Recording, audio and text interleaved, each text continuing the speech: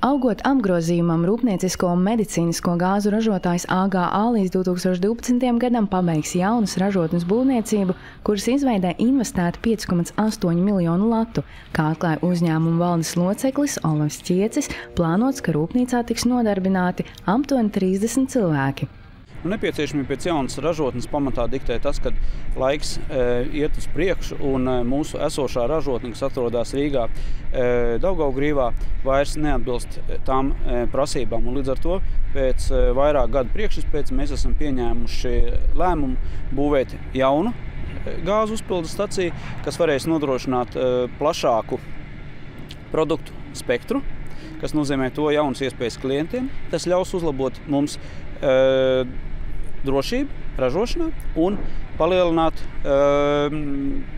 automatizācijas pakāpi, kā arī loģistiku. Pasākumā, kura laikā tika iemūrēts simboliskais pirmais akmens, piedalījās arī ekonomikas ministrs Artis Kampars. Viņš atklāja, ka šis notikums ir svarīgs visas Latvijas kontekstā, jo ieliktais pamatakmens simbolizē arī tautsaimniecības attīstību. AGA ir rūpnīca, kura ražo gāzes, ko lieto tālāk jau ražošanā.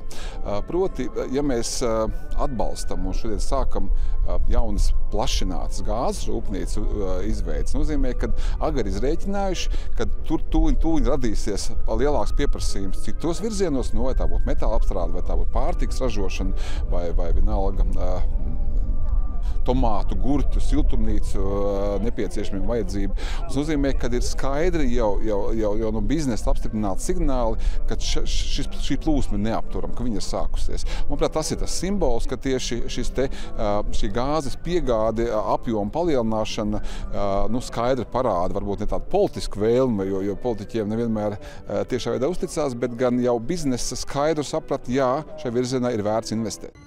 Zināms, ka jaunās stacijas izveidei uzņēmums piesaistīs līdzfinansējumu no Eiropas Reģionālās attīstības fonda 1,7 miljonu latu apmērā.